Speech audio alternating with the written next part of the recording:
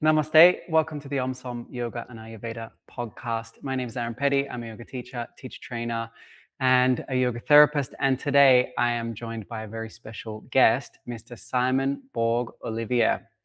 Simon has been teaching yoga for a very, very long time. He's been studying and teaching traditional posture, movement, breathing, and meditation with great masters from Tibet, Japan, India, and China for 60 years. Simon is a physiotherapist, a research scientist, and a university lecturer. He's often been invited to teach at conferences internationally since 1990. That's before I was born, mate. He's the co-founder of Yoga Synergy, one of Australia's oldest yoga schools. Simon combines modern medical science with traditional practices to create loving connections within the self for internal health and happiness as a model for how we are in the world. Simon, it's a pleasure to have you on. I'm super excited. It's been years in the making, this chat. We've had so many little near misses and we've got so many friends in common. So I'm super excited for this chat. How you doing? I'm good, thank you. Thank you. It's a pleasure for me to be here with you, and thank you for the lovely introduction. That was all right, so 60 years, mate. I'm 32 this year. So you've been practicing for twice as long as I've been alive. And so I can only imagine that what I know and have practiced is just a fleck of dust in your experience. So maybe let's start. If you could tell us where you found yoga, where did you start getting drawn into these practices, and where did that begin for you? wow. I was born in Malta, and my father was an army man who was a free diver, and so he taught me how to do underwater swimming, and this was the art of how not to breathe. So I learned the art of how not to breathe when I was 6 years old, not knowing it had any relationship to yoga at the time. Then right after that, I had the pleasure of meeting Basil Brown on the boat from Europe to Australia. We stopped in South Africa, and this wonderful Rhodesian, Zimbabwe now, man came on board, and I met him, and he introduced me, my sister, and his children to Uddiyana Bandha, Nauli, and Lauliki, which, when you do them the normal way, requires not being able to breathe, being able to hold your breath for a long time. And because I could do that through my father's teaching, I could do the Nauli and Uddiyana very easily. And it's something I continued and I practice every day for the last 60 years. And then in my teens, I practiced that every day, swimming underwater. I'd be swimming every day of the year. And then at 17, I was approached by a Tibetan lama who gave me some really amazing teachings in my late teens.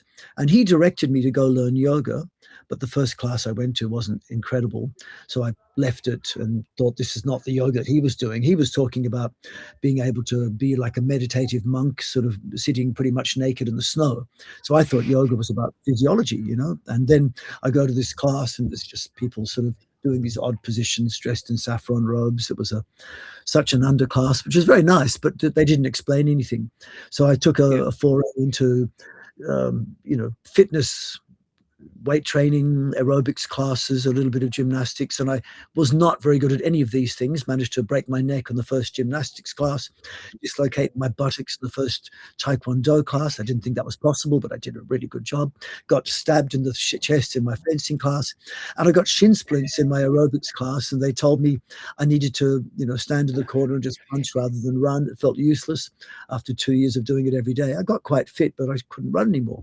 So they sent me to a stretch class, and the stretching helped my knee. And then one day the stretch teacher was not there, and they sent an Iyengar yoga teacher, and the Iyengar yoga teacher came and they put me into this funny position that I'd been in such an underclass. And I went, oh, not this again. But then they started saying, now push your pubic bone and foot down, and move your navel and your chest up and to the right, pull with your arm. And suddenly it became like a weight training, like a fitness. I suddenly resonated with it. And it turned out the teacher was an Iyengar yoga teacher. And shortly after that, I got sent to meet Mr. Iyengar in India. And then suddenly I was on a proper yoga path. This was in the early 80s. And that's how it began. And then 10 years later, I became a physiotherapist to try and, further the studies that I'd learned as a molecular biologist. And not so long after that, I started meeting Chinese teachers. My first teacher training in yoga was Iyengar yoga merged in with Japanese yoga, Aikido. And so I had these influences from my father, South Africa, to Tibet, Japan, and India, of course, became very important. And I've now finished my 37th trip to India, where I've learned so much. Very, very interesting story. I think, like, number one, Maltese people and swimming are like, they always go together. All Maltese people that I've met, they love swimming and they love diving down, because what else is there to do on that tiny island, right? A brilliant place, which is visibility. The second thing that I would love to just query on that is, if you have any, or if you had any hypermobility when you were starting out, and if that was something that kind of contributed to all of those injuries at the start. I thought I was very, very stiff when I began, and it was always something which was like I couldn't touch my toes. It was really a Yep. shock. In retrospect, I realized that was just hamstring stiffness. My Yep. hips are a bit stiff. Within a couple of years of moving simply with the Iyengar system that I tried, I could easily bend forward flat on my legs. But what I realized was my hips were always stiff. They still are, more than before. And my spine got progressively stiffer, but I had massive hypermobility, like many people do, around the L5-S1 and Yep. the lumbosacral junction. And that meant within a couple of years of practicing yoga, I could do extreme back bends. I could easily reach back, grab my ankles, do a nataraj, pull my foot to my head. And, people were very impressed. And, in the 1980s, it would have been something that if I could do it now on Instagram, people would be rating me up to a couple of 100,000 followers probably, because it was outrageous what I could do. But I realized that Yeah. was mobility in only a couple of vertebrae. And so I don't go to that sort of flexibility pathway much anymore. I'd much rather do active movements. And my philosophy is, where you bend easily, don't bend. Where you don't bend easily, make the efforts there. If you're going to work toward flexibility, it should not be where you're hypermobile. Yeah, most certainly. I it's interesting because I think when I came across the way that you teach and the way that you approach movement, as someone who is hypermobile and who came through kind of the modern vinyasa and stretch and stretch and stretch, and everyone says, "Wow, you're so good at yoga because you're so flexible."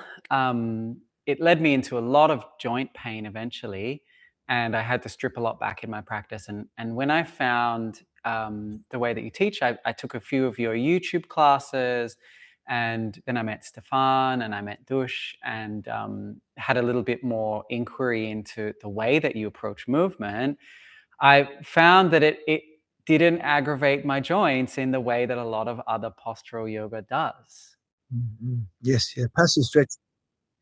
Mm. Yeah, and it really, I think it reshaped the way that I approach hatha yoga in every sense. The way that I enter the poses, the way that I bring awareness into the shapes, the way that I will meet my body where it's at without, moving past the boundaries. So it was really interesting. I think the other interesting thing that I took from that is that we had a very similar path. My first teacher was Tibetan as well, and yeah, I think just hearing that journey unfold for you is super inspiring, and good on you for following it for so long, mate. Really incredible. I'm learning every day. Every day I'm something new, so it's an ongoing journey, yeah. Yeah. Okay. So over that time, like 60 years is a long period of time. Where do you think your understanding of mind-body relationship has changed over that time? I've practiced yoga consistently for over 10 years now, and I know that the most important part of building consistency is community, other people to hold you accountable. And second to that is a solid practice plan to help you experience the true benefits of the practice. And this is exactly why I created the OmSom App. It's a free study tool to help you learn the Sanskrit and the philosophy of yoga. Plus, it's the home to our online community, which we call Sadhana Sangha. Every single month, the team and I offer 5 practices, and I guide you through an Asana workshop as well as a subtle technique, and we translate a few lines of the Yoga Sūtra together. It's honestly been my dream to create this app since I started teaching, because this is what I truly needed when I started practicing. So check it out in the show notes, or just search OmSom in the App Store. That's OmSom. Now, back to the episode. In the beginning, as a young man, I was very much interested in the physical. How much stronger, how much more flexible could I get? How much fitter could I be? And then as the years went on, it became a lot more interested in physiological. How much healthier can I be? How young can Mm, I stay? How much energy can I have? How much can I balance energy and relaxation at the same time? How much can I control the flow of blood through my body? How can I stimulate immune health, digestive health, reproductive health? How can I help heal other people and heal myself where I need to? That became a much bigger focus, and it still is. But then in the end, the more interesting pathway is how can you deal with your consciousness? How can you help other people deal with their consciousness? And the mind becomes very interesting. So now I'm much more in those two realms. And then of course the other mm, two will be how can you use this to help your interactions with others on a social level and eventually on a world level. We want to make the world a better place. And so this is the yeah. pathway I've taken, much less interested in strength and flexibility beyond having a functional, pain-free life. Yeah. What you Yeah. choose to. Incredible. And it sounds like very much that journey went from something that was external and looked really impressive to something that was internal and felt really impressive. And then that once you had cultivated that feeling and that awareness, that naturally, then you want to go and share those things with other people, right? Yeah, yeah, Okay, cool. yeah. And so then one interesting part about the way you approach is what you were talking about, how at a certain point you went and studied physiotherapy. And so I'd love to hear a little bit more about how you bridge the gap between the kind of Western anatomical system that I think sometimes can be very mechanical and the traditional Eastern systems that are a little bit more subtle and energetic. How do you bridge those two worlds? It's a very important question, and it's something that I've been trying to do because for all my life, actually, because the Western system is very reductionist. The traditional systems of pretty much every country, but we can stick to the ones that I've had most involvement with, including India, China, Tibet, Japan, say, but also the indigenous cultures of Australia, for example. They all have this idea that we are connected not just within ourselves, but we're connected to the environment around us. And this connection is the most important thing. And so it's a much more holistic system. Traditional systems are much more holistic, as opposed to Western systems, modern systems, much more reductionist. And both of them are valuable ways of approaching the world. So it's a little bit like talking about in yoga, where we talk about Dvaita and Advaita, dualism and non-dualism. It's not like Yeah. one is right or one is wrong. They're both approaches which are helpful at different times to view the world. So to recognize that both views are valid is important, and to recognize where they overlap is important.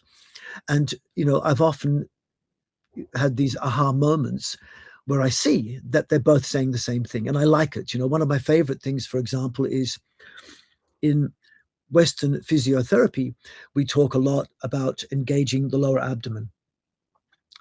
And in Western medical science, we talk about the importance of the enteric nervous system, which is what we euphemistically call the gut brain, which is also in the lower abdomen. Hmm. And in China, they talk about the dantian, which is this place Hmm. where all movement should start from. And then that same place is resonated in Japan with what they call the tanden, which is the center of your hara. The hara is a very well-known word, I think, like dantian.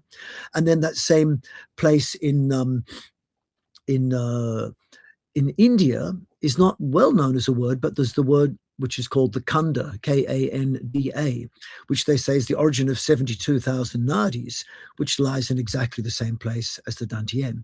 So to see Hmm. how there's analogy, there's a similar word, which I always forget the name, but it's coming in Tibetan as well. They talk about it. Maybe I'll quickly find that word because it's a really cool word. And it's lovely to see this resonance. And where is it? Tibetan. In Tibetan, the word is called Tsya Ning. So, or Tsya Ning, I can never pronounce it properly, but this word is the heart essence of all the channels. And it's considered to be the Hmm. center all the subtle channels meet. And it's roughly equivalent to the Dantian, they say. But then Mhm. even in the indigenous cultures of Australia, some of them at least, they talk about the Nadu Kuru, which they say is the origin of all movement. So the biggest thing that I've located is that the East and the West have their own approaches to doing things, but some things seem to be the same. And the biggest one, perhaps, is the idea that all movement, all thought, all breath should start at the core of your body, which has names like the enteric nervous system or the lower abdomen in the West, and names like Kanda, Dantien, Ratsing, and these things like Hara in the traditional worlds. The other one, of course, is that everything is connected. This is a very traditional thing, but except for the modalities of, say, modern medicine, which is very reductionist, and even a lot of science is reductionist. When we go to the base of all science, we're talking about modern physics, and modern physics has been saying the same for decades, that everything is connected, and the connecting principle Mm. really is consciousness. So I resonate with modern physics a lot, and I see this big relationship in that respect as well. So, Yeah. but whenever I find something, which relates to two, I'm always thrilled.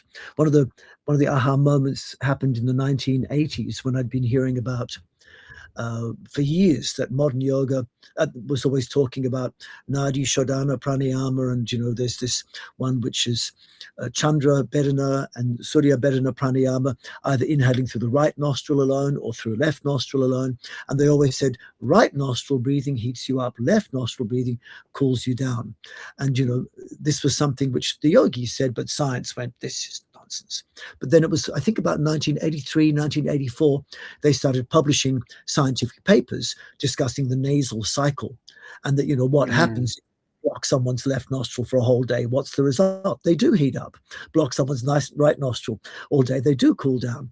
And they said things like, if you only breathe through the right nostril, you'll have a more sympathetic dominance, you'll have much more vivid dreams. But block the right nostril, breathe only through the left for a day, you're more likely to have a lot slower, calmer, but your dreams will be more depressive. These were published studies. So that was like, wow, science is validating traditional yoga. And as the years Mm. go on, more and more of this happens, and I always get excited when I see that. But for me, I've been trying for, the last, I said 60 years of practice, but I was only 6 then. So, but really in my late teens, I started to take an embodied practice. So it's 50 years of when I started teaching and looking at things and really learning. I've been really consciously trying to find the bridges between the East and the West, and see Mhm. how my very modern Western mind and make it resonate with what the Eastern cultures have said. Very difficult unless you've been brought up there, really. Yeah, certainly. And I think that's it. It's like when we get brought up in the Western world, we get brought up with a Western mind, which is reductionist, and we want to separate things and put things into boxes, right? Whereas when we move into these more traditional teachings, it's kind of like everything's connected. We have to take a broader approach to our understanding. And I think what really clicked for me when I started hearing from you about the core and how you move from the abdomen was that, and it just seems like the silliest thing right now in hindsight, but it was to keep the belly soft. Because when I was practicing yoga, it was always clench, squeeze the abdomen, squeeze the belly in toward the spine, tighten that area. And as soon as I had that permission to soften and then use the breath to create the stability and then move from that place, it was like my whole nervous system let go and there was so much more ease in my practice. Mm. This Um, is a very important concept. There's one correction I'll make, because many people actually walk away from my courses and they tell other people. Simon Borg-Olivier says always keep your abdomen relaxed, and actually it's not completely relaxed. My abdomen is probably one of the strongest muscles in my body, and I can make it as hard as I like. But the thing is, you always, when I say always is always for me 90 to 99% of the time. Everything is possible at the right time and place. But for 90 to 99% of my practice time, I always will initiate every breath from the core of my body.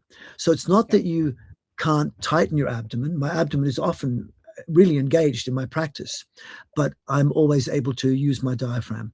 So It's different if you can't breathe from your abdomen. And you can make your abdomen hard in two extreme ways. One disallows the diaphragm to work, and the other one Yep. fully allows the diaphragm to work. So this is what I call being firm but calm. And in the Yoga Sutras of Patanjali, they talk about sthira sukham asanam. So, Yep. like for example, if you see my abdomen here, if I just start soft, it's fully soft. If I lean back, it's rock hard. But it's actually only Yep. rock hard in front. It's fully soft on the sides. So being firm, but you see at that place there, I can still breathe, but it's rock Yeah. hard.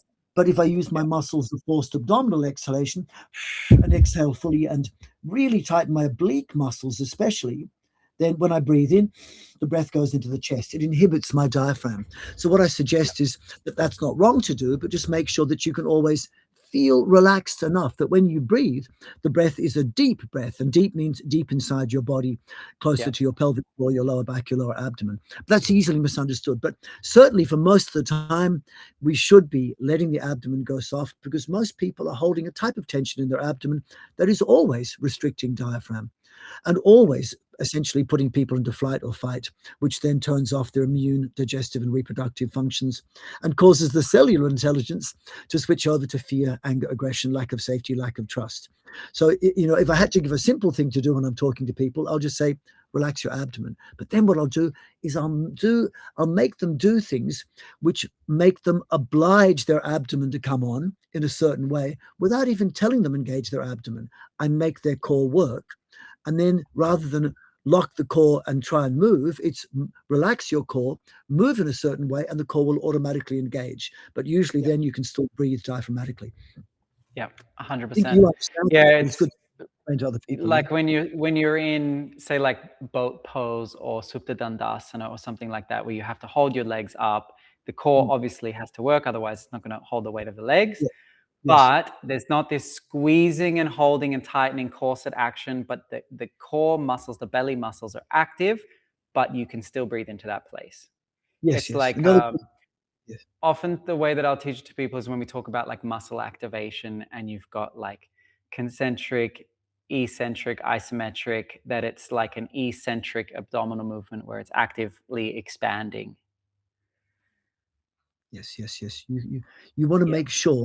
It's funny. I've done a lot of research of this as a physiotherapist, and the abdominal muscles are obviously very important, but the combination in which they work is rather strange. So, for Mm. example, most people, I think, understand the concept of agonist antagonist is, like if you were to pull with your arm, your biceps will turn on, your elbow flexors switch on when you pull, but your triceps turns off. If you push with your arm, the triceps turns on, biceps turns off. So when one muscle group activates, the opposite one muscle group should release.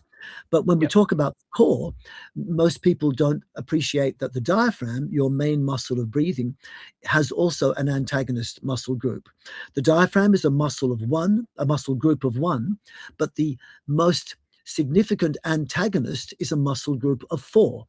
And that muscle group of four are your external oblique and your internal oblique muscles and left and right. So when right and left, internal oblique and external oblique co-activate, simultaneously tense, they will cause inhibition of your diaphragm. But if you Mm-hmm. add one other muscle to that group, say, for example, the rectus abdominis, then it's a muscle group of five. Rectus abdominis plus the four obliques, that does not inhibit the diaphragm. It's a very funny neuromuscular relationship, which I've never seen published, but you can see it, and I've demonstrated it on real-time ultrasound in physiotherapy clinics and at university. So it's an interesting feature about how the core works. And, many Mm-hmm. people discover for themselves without even realizing what they're doing. One of the ways you can look at it is if your abdomen is soft and relaxed like this, I can pull my abdomen in. And when I pull it in, that's responding to the instruction, draw your navel to the spine. But if you feel what your abdomen is doing on the inside, it can be done in two different ways. If I put my fingers in the abdomen and exhale using my oblique muscles, my abdomen pulls away from my fingers. But if I lean back, the abdomen appears to pull in, but it feels like it's pushing out. So this is that muscle pushing out. But that pushing out muscle is not pushing out as much as a relaxed abdomen. So when I use my abdominis, it looks like it's pulling in, but it feels like it's pushing out.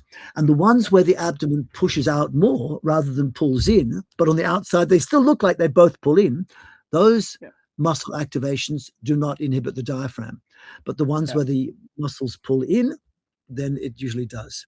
But it's not to do with because I can also push my abdomen in with my fingers, like I do in Mayurasana, and then I can still breathe into the abdomen. So it's not a matter of the abdomen being in, it's about a neuromuscular response. When a certain set of muscles activates, it will trigger a neuromuscular activation, which can cause reciprocal relaxation or inhibition of the diaphragm. And you don't want that.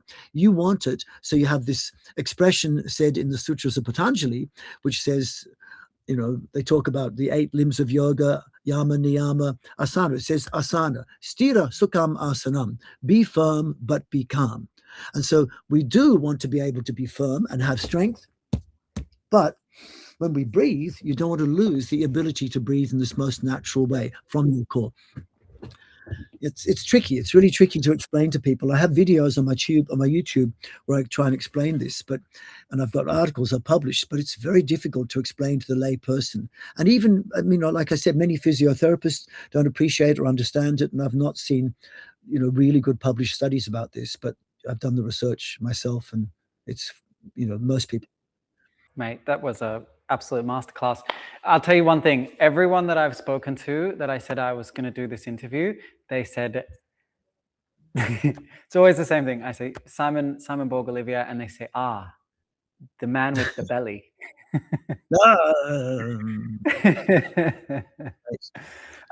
But that's really fascinating, mate. Like I've never heard of that agonist-antagonist relationship between the obliques and the diaphragm, but that makes so much sense. I was kind of feeling it out in my own body as you were talking, and it makes 100% sense. But I totally understand how difficult that would be to explain to someone with no body awareness whatsoever. And I think that's the magic. The magic is that we come into yoga and we start to gain this body awareness. And the more of this internalized body awareness we build, the more these things start to make sense for us. And I'm sure that a lot of our listeners will be kind of ticking things over in their mind, and they can go and try these things out in their practice. Well, you know, if we have time at the end, I'm happy to do one of the simplest exercises where people can feel this on themselves, because you're right. There is a technical side of it, which is beyond the level of most people who are not au fait with anatomical and neurological terms. But if we want, we can spend 2 minutes at the end and just quickly actually get people to try it, because this is what I have to do. Let's do it now. Okay, let's do it right now. So what I'll get people to do is maybe stand if you can and just have your knees slightly bent, and I'll turn sideways so people can see my abdomen. And if I'm normally standing, my chest is expanded, my abdomen is in. But if I fully relax, then the abdomen will pop out. Now, most people won't do that. People won't want to do that. But letting the abdomen relax like that is what we tend to do when we're sitting on a chair by ourselves. So if you let the abdomen hang out, and I call it like a baby's belly, like a Buddha belly, and I say Buddha wasn't fat, Buddha was relaxed. And when the abdomen is relaxed, you bend the knees slightly if you're standing. That releases the stress and the psoas. Then drop your sitting bones down like a weight on a string, which is your spine. And then having done that, then relax your pelvic floor fully, relax your abdomen fully, and put your fingers just above the pubic bone, below the navel.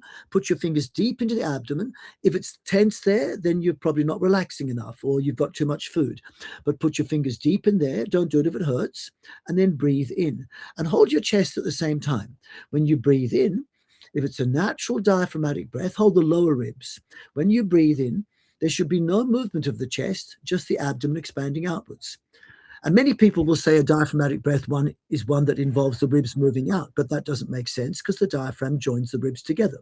So when you do a pure diaphragmatic breath with your knees a bit bent, your sitting bones dropped, your pelvic floor soft, breathe in, the abdomen should expand, and it should feel relaxing. Okay. Now, from that position, what happens if you lock the knees? Stand up straight, lock the knees. And now try and do the same breath. Abdomen still relaxed, pelvic floor relaxed, breathe in. And notice if the breath came a little bit higher up. Most people will say, yes, it came a bit higher up. Was that true for you? Yeah, I was feeling it more like in my solar plexus area. Yes. And the reason for that Yeah, because as soon as you extend the hips, the psoas pulls the diaphragm down. And that will, to a certain extent, disallow inhalation or exhalation. So you're always stuck in the inhale mode.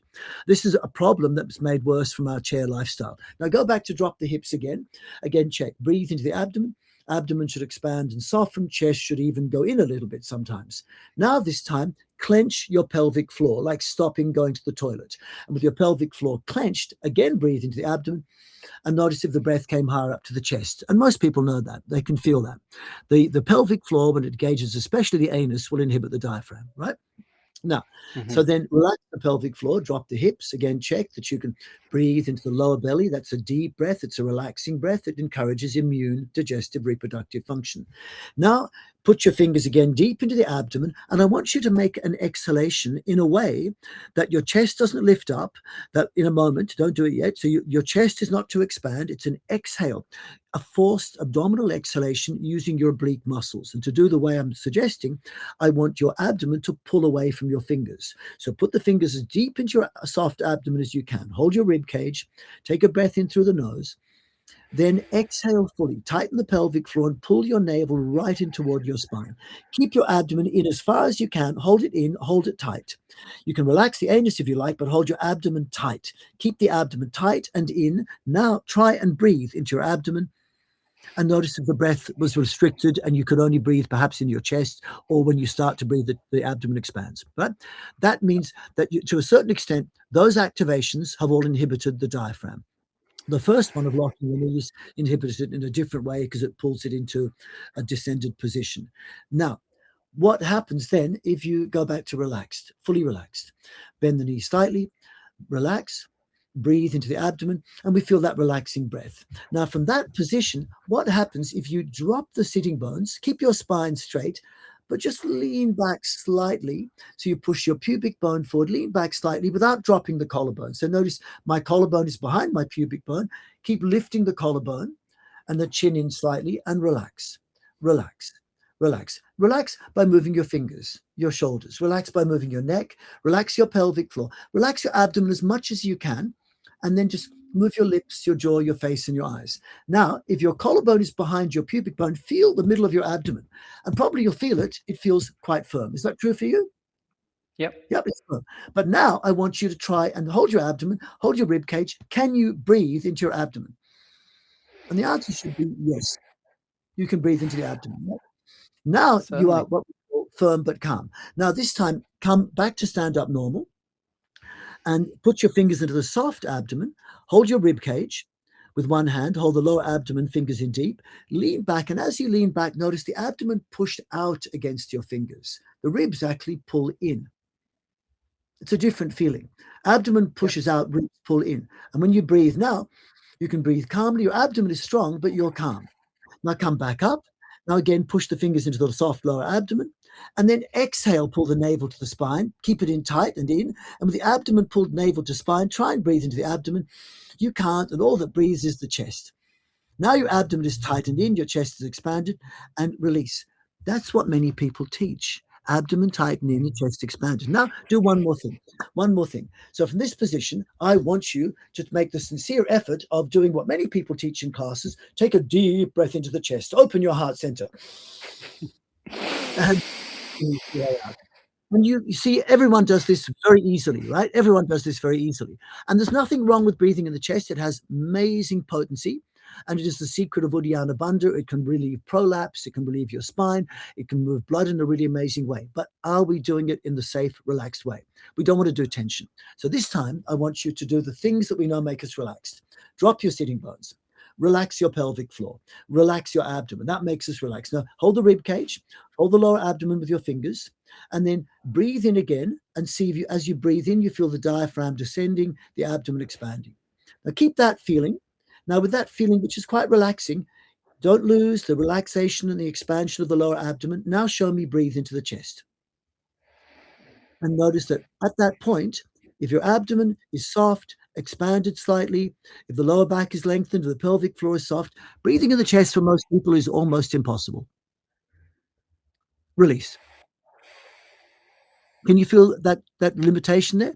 Most people find it almost impossible. So now I want you to do one more thing. Stand up straight, tighten the pelvic floor. Exhale, pull the navel to the spine. The pelvic floor tight, legs straight. Take a deep breath into the chest. And just a parasig, voila. And now you can easily breathe in the chest again. How? By doing the very things that we just showed made us inhibit our diaphragm to feel stressed. So most people's chest breathing is just stressful breathing.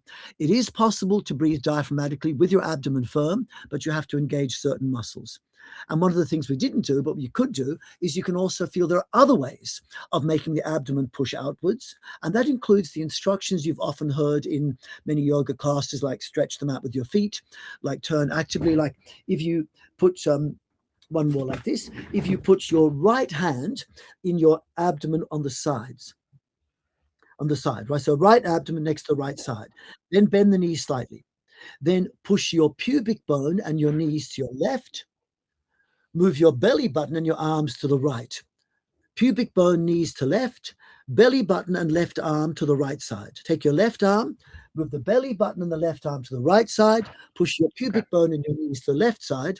And then as you push pubic bone, knees left, belly button, arms right, feel your right abdomen. The right abdomen will become firm and it pushes out slightly. Can you feel that? Now check. Can you still breathe into the abdomen? The answer should be yes. You are firm but calm. Sthira sukham asanam. And you could do the same thing if you like. There's many other things. We'll maybe sit down for a moment. But what I'm suggesting is it's very possible to have the abdomen rock hard, but still be able to breathe into it. It's also noticed that it's when this happens, when the abdomen pushes out and hardens, the rib cage pull in. So, but what we're doing mostly and what most people are practicing in the modern world of yoga and exercise is engage the pelvic floor, which usually means people tightening the anus, which will inhibit the diaphragm. People think that's Mula Bandha, but it's not. It's more complex than that. Many people think that Uddiyana Bandha is pulling the navel to the spine, but it's not. It's more complex than that. And then when you do those two things the way most people do them, the automatic thing is that you have to breathe in the chest. And this is just stressful breathing. And many people think that breathing in the chest is opening the heart center, the Anahata chakra. But in fact, what you're doing is you are closing your Muladhara, closing your Svadhisthana, closing your Manipura, just to open up the heart chakra. Basically, you're forcing the breath into the upper chakras by closing your lower chakras, which is your survival, reproduction, your digestion. It messes people up. And so many people think that's a product of Mula Bandha and Uddiyana Bandha. But an important principle, which took me years to learn as a physiotherapist and doing our own research in yoga and university studies, was that, and we wrote a whole book on this, The Applied Anatomy and Physiology of Yoga, is that bandha is the co-activation or simultaneous tension of the muscles on the opposing sides of a joint complex. And you can create bandha in many different ways. And bandha is a subset of mudra, and mudra means energy control or control of blood through the body. So when you make Jalandhara Bandha, for example, it's head down, neck back. And that tightens the muscles at the front of the neck and the back of the neck. But you can also make Jalandhara Bandha, same muscles, by moving your throat forward and the chin up. And the two muscles work the same way. You can feel them in your neck. So you go head down, neck back, tightens front and back of neck. Throat forward, chin up, tightens front and back of neck. Now, if you go head down and neck forward, it just makes your neck feel unbalanced. You feel like a turtle. So head down, neck back gives stability. And that's what you'd use in a sit-up. It also is used for pranayama. Now, if you also do throat forward, chin up, try that. Throat forward, chin up, that feels stable. But keep your chin up and move your throat back. For most people, that feels unstable because you're tightening too much of the back. So a balanced muscle movement in a joint complex engages muscles front and back of a joint. But the difference is, and you can see this on a real-time infrared camera, that when you do head down, neck back, it prevents blood flow to the brain, and that's what we want generally in things like pranayama. So when you're doing pranayama, head down, neck back, because we want to stop the blood flow to the brain. This is called a Ha Jalandhara Bandha, a positive pressure bandha, which is like a lock. We heard this expression lock. Bandha is lock, a subset of mudra, but lock is a lock like a door is a door. It's possible two places. A lock can be locked, a door can be closed, or a lock can be open, a door can be unlocked. So now the same muscles can use in a different way, move throat forward, chin up, and this will unlock, and this will allow blood flow to the brain. This is what you use in meditation. So in meditation, you see often do this, and sages and saints do it. So if you do a Valsalva maneuver, don't do it now, but if you were to breathe in hold your breath with head down, neck back, and tighten your abdomen, your brain stays safe. But if you do the same thing with the head up, blood pressure comes straight up to the brain and you can burst a blood vessel. If you Google weightlifting fail, you'll see many people collapse like this. Pranayama can be very dangerous unless you know what you're doing. So the same principles you can do with your hand. So with your wrist, the equivalent of head down, neck back is fingers forward, wrist back. It's a closed fist. And then the other way of throat forward, chin up, like we do an upward facing dog, is palm forward, fingers back. So if you feel on your wrist, you go make a closed fist, it tightens front and back of wrist. Now make spread fingers. That also tightens front and back of wrist. Same muscles used in two different ways. But when you look at an infrared camera, as soon as you make a closed fist, fingers get colder. Open the fingers get hotter. So you can see this on real-time infrared imaging, which I've done at universities, and I've got my own infrared camera now as well, but I did it with very sophisticated cameras at RMIT University. And so you can create bandha anywhere in the body. There are 9 main joint complexes: ankles, knees, hips, waist, chest, neck, shoulders, elbows, wrists. But there are always 2 opposing ways, which I call the ha and ta way, high pressure, low pressure, because hatha means force. Ha and ta, sun and moon, are high pressure and low pressure. So we create yoga union by changing the differential pressures inside the body. And one of the key ways is bandha. And so when you want to move blood through the body, sometimes you want more blood one place, less blood another place. The thing is, in Iyengar's book, Light on Yoga, he said there are 3 main bandhas: Uddiyana, Mula, Jalandhara. The fact he said 3 main ones means there's more. And when you look in the text of Siddha Yoga, martial arts of India, Kalari Payat, Malakam, they talk about Mani Bandha, the wrist bandha, the elbow bandha, Kurpada, Amsa bandha, the shoulder bandha, Kati bandha for the hip, Janu bandha for the knee, Kulpa or Pada bandha for the foot. And so there are 9 main bandhas, 18 different bandhas, in fact, throughout the body, and they all have a high and low pressure form. And the thing is, what happened in modern yoga, unfortunately, is people thought that Mula Bandha was pelvic floor tightness and Uddiyana was draw the navel to the spine. But in fact, Uddiyana can be done in 2 ways. You can expand the chest. And when I do that, if I see my abdomen, I expand my chest. In the Uddiyana Bandha seen in Iyengar's book, I exhale fully, hold the breath out, breath held out. Abdomen is fully soft. I'm expanding my chest, creating a vacuum-like pressure. But if you feel your rib cage, try your rib cage, hold your ribs. And if you feel your ribs and you take a big breath into your chest, feel the muscles between the lower ribs. Big breath in. And you feel the muscles between the rib cage activate when you take a big breath to the chest. And if you now let the chest drop, those muscles relax. Can you feel that? You're using intercostal muscles, internal, external intercostal muscles, to expand your chest. As soon as you let the chest relax, it drops back down, right? The chest is like a rubber band. When you use those muscles on inhalation, chest expands, relax those muscles, chest comes back to normal. But you can also do a forced exhale from the chest. And when you do this, the chest will compress, but then when you relax it, the chest will bounce back to normal size. Try it. Hold your rib cage, same muscles. Lower ribs, feel between the ribs. Take a gentle in-breath through the nose. Now make a hard, fast out-breath through the mouth. And you feel the muscles of the ribs become tense. Now let those muscles relax, and the chest bounces back like a coiled spring. Got that? Yep. Okay. Now, what I'm saying is the muscles of the chest, when they co-activate, create Uddiyana Bandha. But like the Jalandhara Bandha in the neck can have 2 forms, one pushes and pulls blood, one pushes blood and opens the door, one pulls blood and closes the door, the same as with the chest. When we expand the chest, it will increase blood flow to the heart. And when we compress the chest, it pushes blood away from the heart. Same with air. Now, you can do the same thing with the abdomen. And we did it with the abdomen before. When you pull the abdomen away from your fingers, that's a compressive Mula Bandha. When you push the abdomen upwards, that's an expansive Mula Bandha. But they both look like you're pulling your abdomen in. Now, how does that relate to the Mula Bandha of the pelvic floor? The research studies at University of Queensland in 1989 suggested that there is always a co-activation between your perineum, the center of the pelvic floor, and the lower abdominal muscles, meaning transverse abdominis, and the multifidus muscles. So there is that co-activation, and that's a type of Mula Bandha. But it's not Mula Bandha if you tighten the anus. that's Ashwini mudra. Not Mula Bandha if you tighten urethra, that's Vajroli or Sahajroli mudra. This is clearly delineated in the texts from the Bihar school called Mula Bandha, the master key. So when most people engage what they think is Mula Bandha, they're actually tightening the anus as well, and that inhibits the diaphragm. If it is going to be Mula Bandha, it's perineum only. Now, when we did this abdominal tightening of exhale, pull the navel in, which tightens obliques, your perineum will also engage and it pulls in. But when you do the one where the abdomen pushes out, if you want to test yourself on your perineum, the perineum will feel like it's pushing out. So it does the same as the abdomen. So Mula Bandha in the perineum is also pull in or pull out.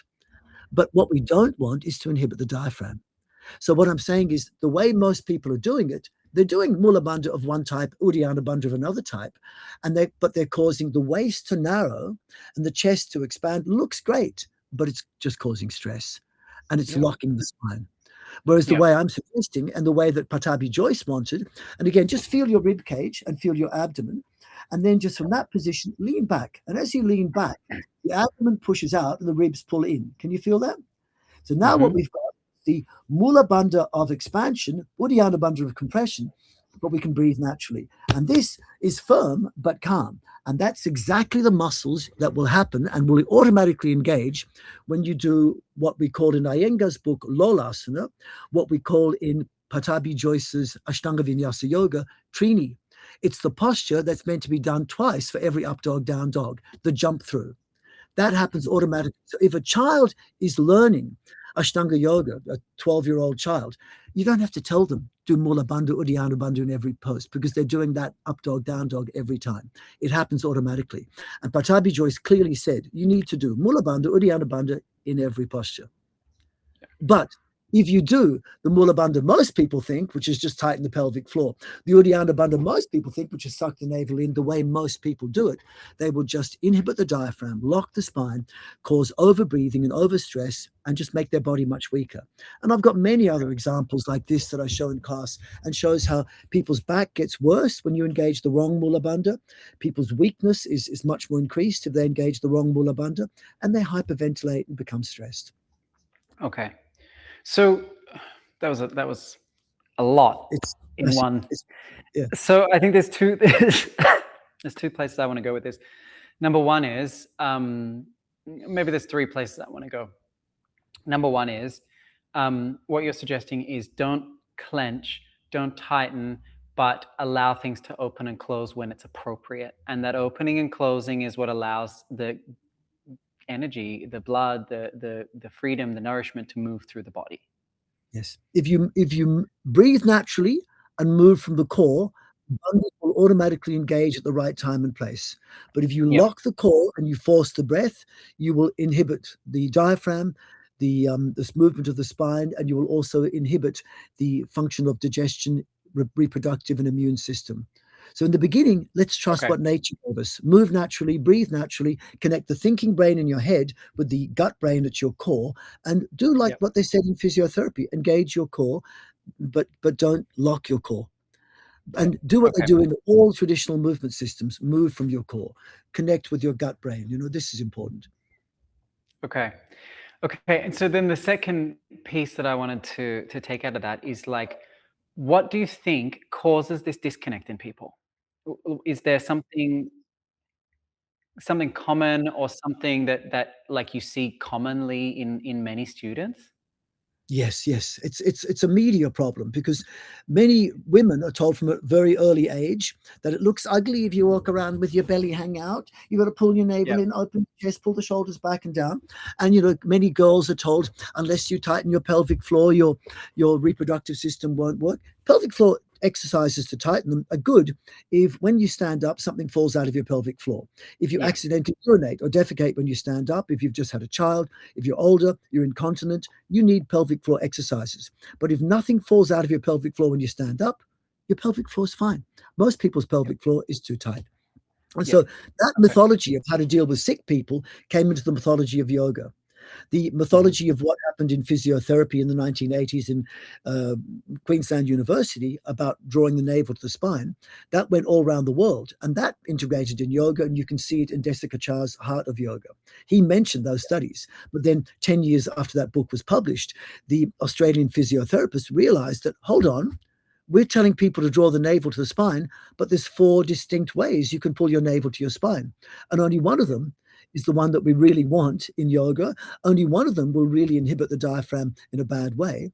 But if you draw your navel to the spine using transverse abdominis, it's much different. So this is me drawing my navel to the spine using transverse abdominis. See, I can do it in a rolling because you have upper or lower transverse abdominis. But most people do that. See, my lower abdomen is in, my upper is out but soft, inner is in but soft. So I can control that in a way which most people can't. Babies can do it, kids can do it. But it's more complex than people see. And so just to know in the beginning that mainly, God, if you believe in God, gave us natural breathing. Let's trust in nature. You can't build something better than a natural rainforest. You build your own garden, it goes down to shit in 6 months. Can we do better than nature? Maybe, but you have to be a super yogi who's already transcended past the realms of yama, niyama, asana, pranayama. And when you get to the 3rd chapter of the Sutras of Patanjali, then you get the supernatural powers, the siddhis. But people should recognize we are normal people living in a very unnatural world. So the first step is not try and do supernatural breathing. Go from normal back to natural breathing. Move naturally, breathe naturally. And natural movement is breathing and moving from your core. Okay. And so then if the purpose of all of this is to allow the blood to move through the body, like, why would someone want more or less blood flow in a different part of the body? Because blood contains energy and information. A lot of the nervous system function inside the body is not coming through nerve fibers. It's being transmitted through neurotransmitters. And neurotransmitters are not just complex molecules to do with your brain. Neurotransmitters are synonymous with hormones and immunotransmitters. And it's been shown for the last 35 years in the world of psychoneuroimmunology that hormones such as insulin, for example, to do with blood regulation, so with sugar metabolism, and hormones such as estrogen to do with reproductive function, both of those have a specific function in your body, but have a different function in your brain. They act as neurotransmitters. And so what they've shown pretty much is that every organ system has its own messenger molecules. And we call some of them hormones, some of them immunotransmitters, some of them neurotransmitters, but they all function interchangeably. And they are the messengers which carry information chemically. And so blood circulates what I'll call energy and information through the body. And what we really want most of the time through our body is good energy and loving information. And I'll call good energy blood flowing effortlessly without the heart racing, because heart racing means stress. And the loving information is that dominance of the parasympathetic nervous system, that state of rest, rejuvenation, relaxation, which is the place where you get healthy immunity, digestion, reproduction, where the dominant subconscious emotions are love and peace and trust and safety, where healing takes place and longevity thrives. But what most people are dominant in is the sympathetic nervous system, which is the state we call the flight, fight, or fear response, where the dominant emotions are fear, anger, aggression, lack of safety, lack of trust, and you turn off immune, digestive, reproductive functions. And most people are stressed enough in their daily life. But then if you add to that and you come to a yoga practice or asana practice, if you breathe more than normal, the body thinks you're running away from an enemy. If you tense your muscles inappropriately, the body thinks you're, running away from an enemy. Tension will block blood flow and usually induce stress. Not all tension. If it's just leaning back like we did, your abdomen is firm, but you're calm, you're fine. So what we want is to tense less, stretch less, breathe less, think less, eat less, because these things unblock the blockages of good energy and loving information in a pain-free functional body. And I have a 3-step practice. First step is what's the aim of your practice? Aim of my practice is to recognize we're all connected as one, in which case encourage that aim. So make the aim of the practice your own personal practice of posture, movement, breathing, mental control, lifestyle changes, to encourage the movement of good energy and loving information through a pain-free functional body as a model for how we are in the world. And that pain-free body means you practice in a way, not to practice till failure. 99% of the time, 90 to 99% of the time, practice for success. Practice in a meditative way, which is sustainable, engaging, calming, effortless, but invigorating at the same time. So it gives you energy, but you feel relaxed. So I call it a work in rather than a workout. Because at the end of a workout, you have less energy, more need for food and sleep, and more pain. At the end of a work in, you have more energy, less need for sleep, less need for pain, and less need for sleep and food, and less pain. I do more work Okay. in. I think more work in is closer to yoga. But 1 to Yep. 10% of the time, go hard if you want to. Yeah, well, I think there's definitely something to be said about like building muscle and so that you can retain that muscle throughout old age, those kinds of things. But 100% that it's the nourishment that we're looking for out of our yoga practice. Now, when and in what context would we want less blood flow? Is there any purpose for that?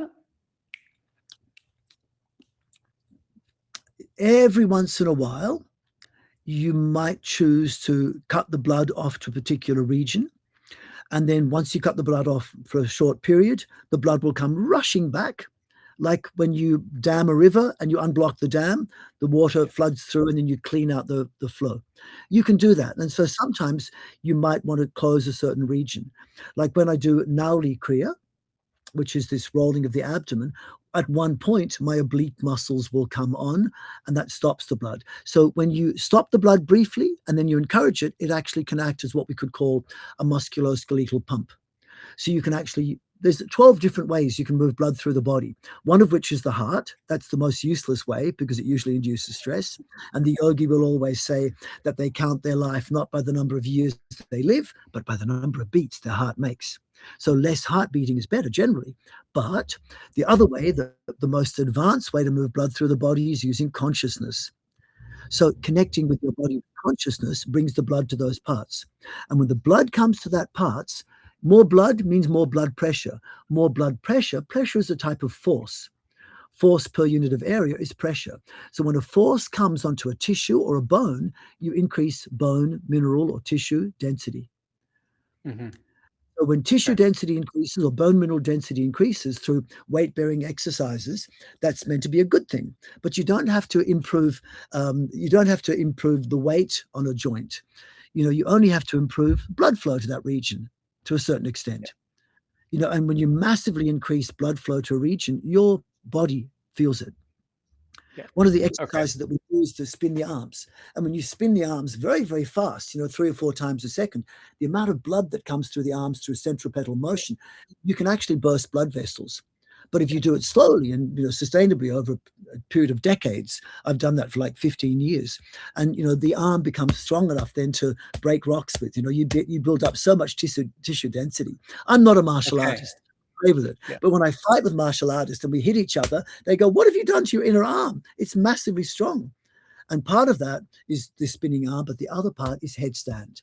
I did headstand for like 40 years. And when you put your arm on the floor just to touch the floor, you're increasing tissue density, bone mineral density, just by touching one part against another. And the same pressure increase can be done with blood flow. So in Indian yoga, they talk about prana, and they say there's 5 types of prana. And in typical Indian form, they say the first type of prana is the one above the rib cage called prana. The one below the rib cage, below the diaphragm, is called aparna, intra-abdominal pressure. Then there's one in your throat and head. When you breathe into your throat, you can make your throat hard like steel. So you can actually push things into your throat. And my teachers can break metal with their throat. I've And seen that those is, guys on Instagram.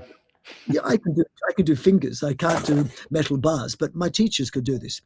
But that is udana.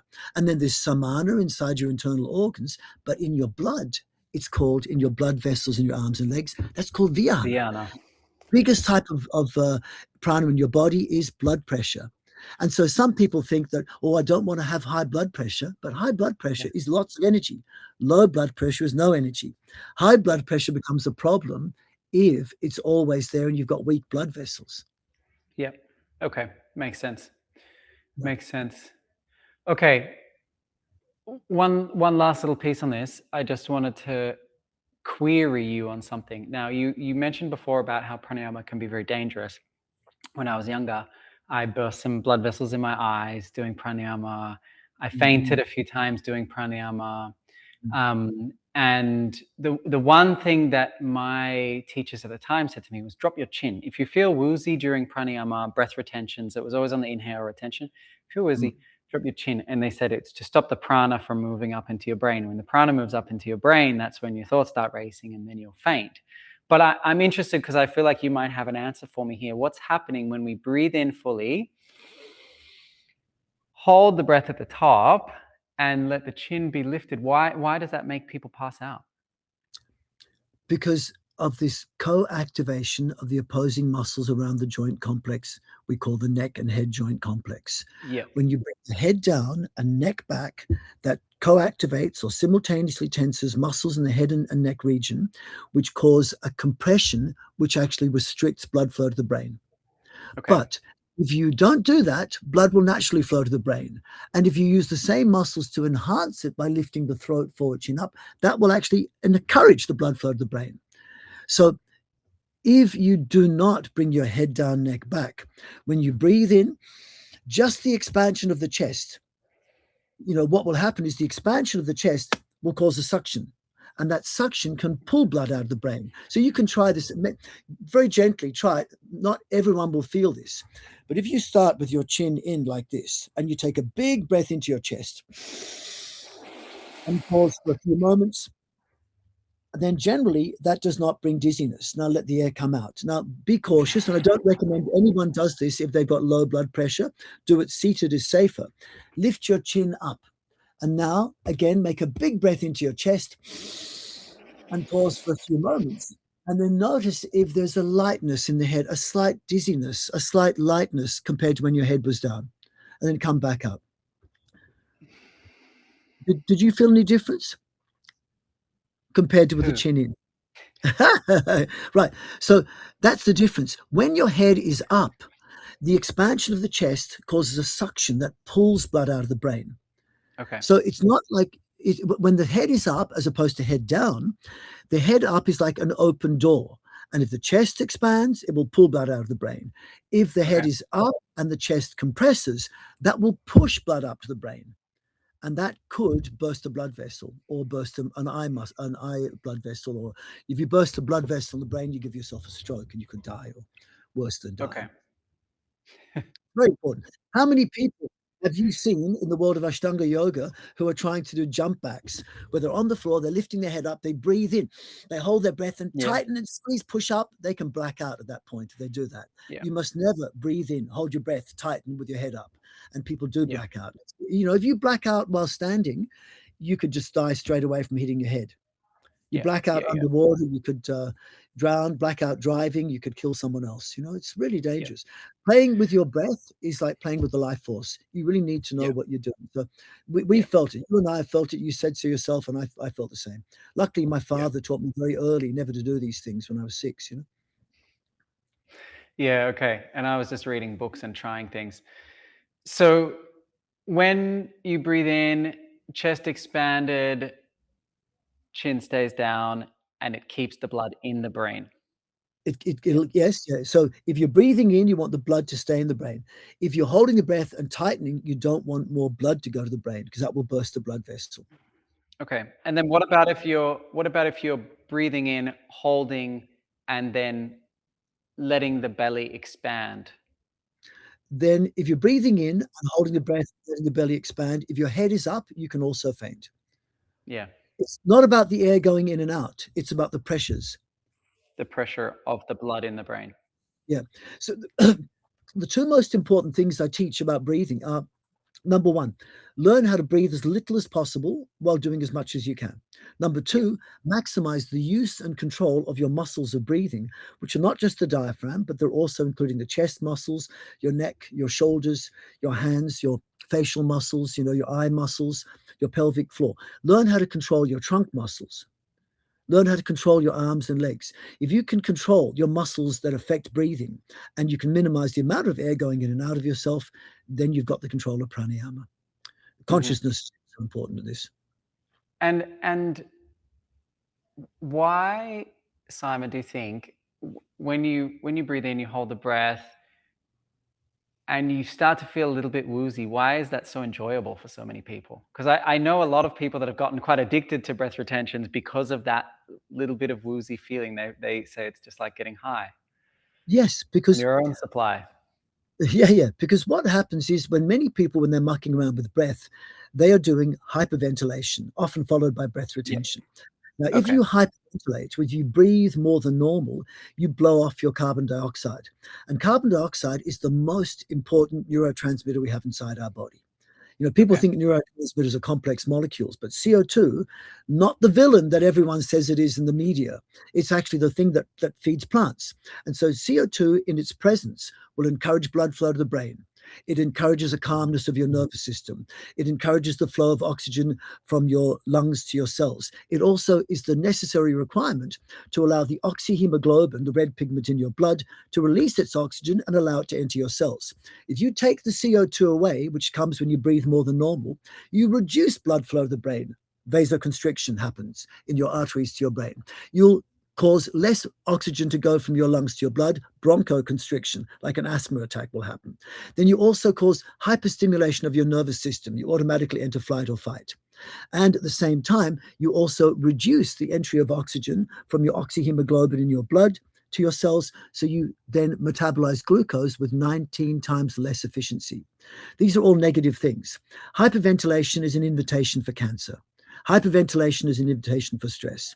And so when people do it, though, that state of stress causes a secretion of adrenaline, cortisol, endorphins, which are a bit like coffee, cocaine, and heroin.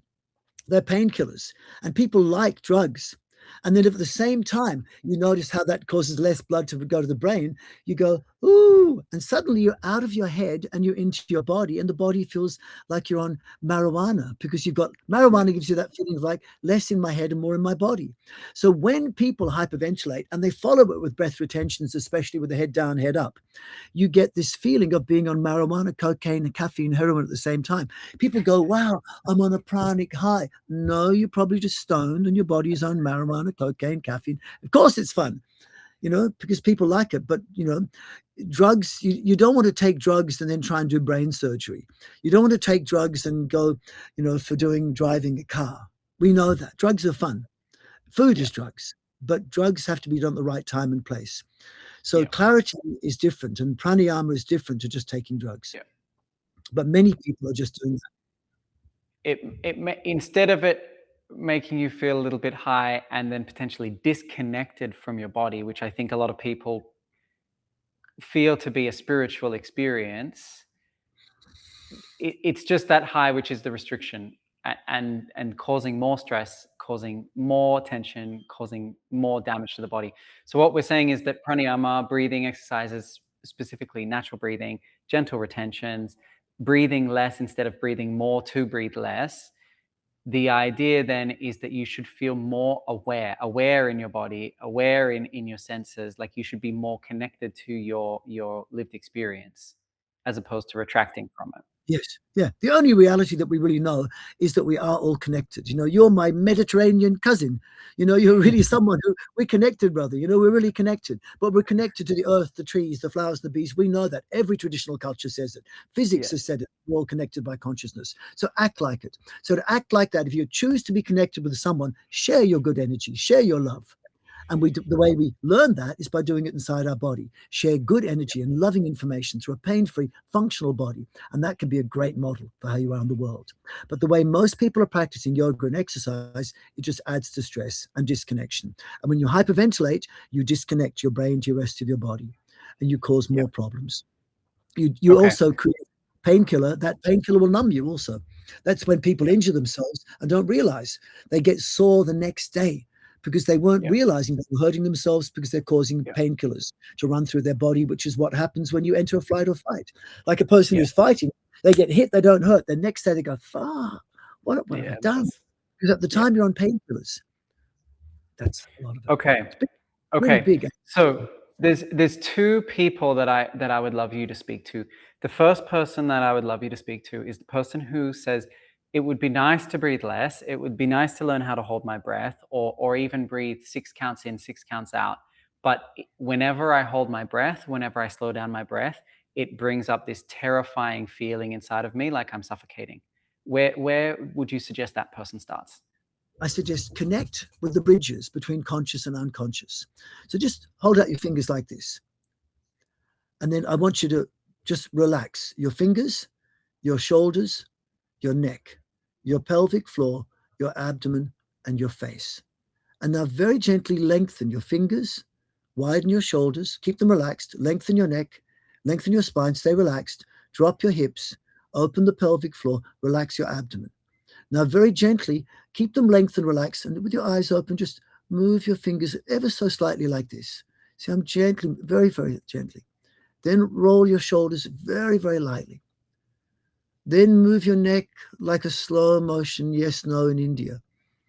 Then just gently move your pelvis. Gently make saliva. Move your lips. Kiss. Smile. Move your jaw like chewing the yummiest soft food. Open, close your eyes ever so slowly. Now with your inner eyes, draw with your inner eyes a clockwise circle. Now go 12 o'clock, 6 o'clock, draw anti-clockwise. Aaron, how's your breathing? Gentle, slow. And you forgot it. Mm. You practice like this, you forget the breath. So my suggestion is learn to forget your breath, because natural breathing is 5 things. 1, it's inhalation low. 2, exhalation relaxed. 3, breathe through your nose. 4, recognize that natural breathing is minimal, invisible, and audible breath. That's what you do in meditation. That's what you do in your sleep, if it's healthy sleep or meditation. And the 5th one is you can forget your breath and it works by itself. So the breathing is an amazing part of your body. It's not the air that is the link between conscious and unconscious. It's the diaphragm. The diaphragm is the link between conscious and unconscious because it's a muscle you can use consciously, but also it works really fine when you don't think about it by itself. Elbow muscles, if you make them work, they work because you think to make them work. But if you stop and wait to see if they work by themselves, they don't. They're conscious muscles. Then your muscles in your carotid artery, they're muscles there. I want you to make the muscles in your carotid artery tighten. You can't because they're unconscious muscles. So you have conscious muscles, unconscious muscles in the body. But the diaphragm is a special place. It's a place which has dual control. It's a bridge between conscious and unconscious. But there are 11 other places in the body which also have dual control. And these are the secret places of yoga: your pelvic floor, front, middle, back, your jaw, your lips, your outer eyes, your inner eyes, drishti, kechari mudra, your tongue, your salivary apparatus. Also, the connection from shoulders to fingers, the connection from the psoas, sacroiliac joint to your toes. So I get people to focus on what I call the bridges between conscious and unconscious, and they forget the breath. And then what happens is automatically a controlled pause. The safest breath retention is normal breath in, passive breath out, stop breathing. That's safe for everyone. A pregnant woman can do it. You do it when you put your head up in the shower. You stop breathing. You do it when you chew food and you swallow. Yeah. Holding the breath is natural in our life. Not breathing much is the way we should be when we're sleeping or meditating. It's a mistake to meditate and observe your breath, because you observe your breath, you change it. It takes a very advanced practitioner to observe their breath and not change it. So for the beginning practices, I'd suggest breath retention should be just the controlled pause, normal breath in, passive breath out, forget the breath. Move your fingers, roll your shoulders, move your lips, your jaw, your eyes, move the pelvic floor, even just gently roll the abdomen, move your lips, your jaw. And if you do this and you add that to every yoga posture, you're doing Parshvakonasana, wiggle your fingers, move the shoulders, move your neck, relax the pelvic floor. And if you do 5 places to relax and gently move instead of 5 breaths, you get a better result. And you'll find the breath becomes more natural, invisible, inaudible. And what happens is when you activate these regions, we call the bridges between conscious and unconscious, then you also stimulate blood flow because blood is unblocked and you feel warmer. And you also reset the nervous system to what we could call parasympathetic dominance. So automatically, just this one method is doing the thing that I want you to do to enhance the flow of good energy and loving information through a pain-free functional body. And you could put that into an Ashtanga practice, an Iyengar practice. You could do it while you're running, while you're walking, while you're doing weight training. Yeah. Incredible. Yeah. Okay, and then the last thing I want to ask you, Simon, because I know that this is definitely becoming quite a long episode. The last thing I want to ask you is if you could give just one piece of advice for the people who are listening who want to bring their mind back home into their body, what would that one thing be? That one suggestion? Well, that one thing we've just done just then would bring people a really simple way of doing it. Just Okay. 5 places. 1, connect with your fingers and shoulders. 2, connect with your neck. Connect means either think of that part, relax that part, gently lengthen that part, gently move that part, touch that part. But the best is to do it all in synchrony, moving fluidly. So you move fingers and shoulders and neck and pelvic floor and abdomen and face. It doesn't have to be that coordinated, but it could be. And that set of movements where you connect these 5 regions, the arms, fingers and shoulders, neck, pelvis to toes, the lower trunk or the full trunk if possible, and then the face, lips, jaw. If you connect these bridges between conscious and unconscious by lengthening them, relaxing them, thinking of them, gently moving them, already you reset your nervous system, you connect your thinking brain with your gut brain and your body. It's the simplest thing to do it. And you can put Okay, that into so fingers, neck, pelvis, chest, face. waist. I'd go core. Go to the lower Okay, abdomen cool. because the chest usually when it moves is not a good thing. But just think about when the lower trunk is lengthen your lower back. That's the back entrance of the Yep. core. Relax the abdomen, the front entrance of the core. Relax the pelvic floor, the bottom of the core, and check you can breathe into the abdomen. So the diaphragm, the top of the core, is working. Then you're connected with your core. But when I say fingers, I say lengthen your fingers, check they can move, and check your shoulders are relaxed. That's arms. Lengthen your neck, check your neck is free.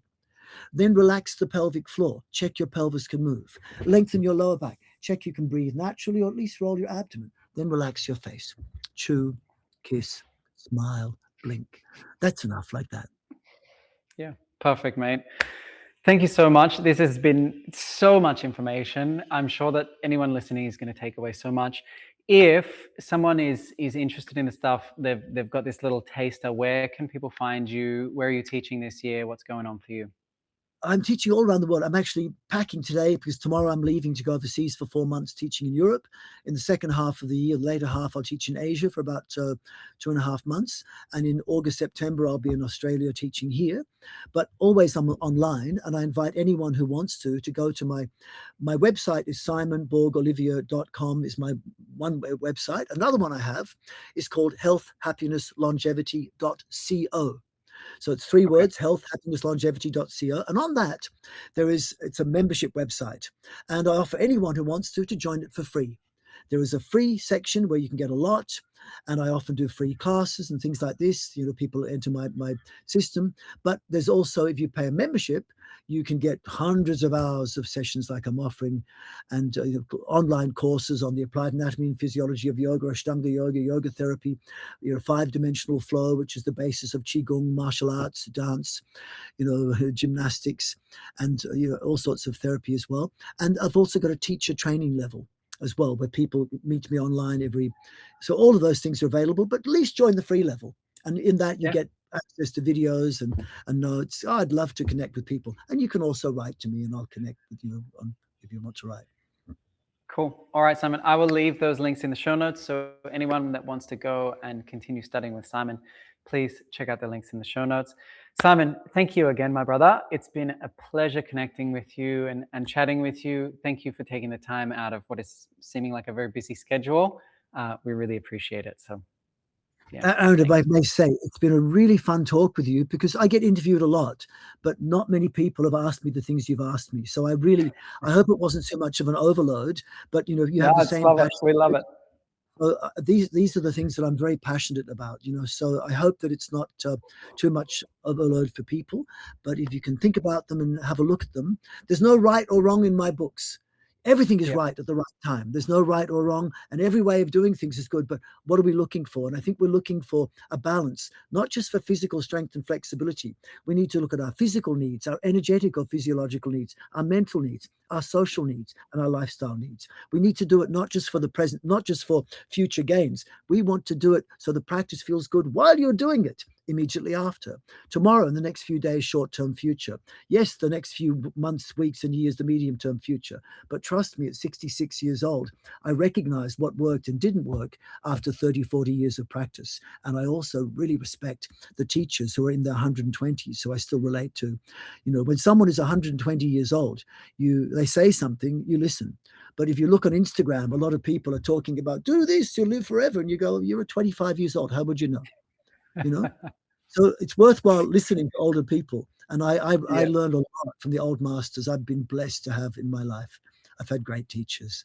So that's what I'm trying to share, the common origin of all of them. And the common origin to me is recognize we're all connected as one. Act like the world is connected. Encourage the flow of good energy and loving information through your own pain-free body as a model for how we are in the world.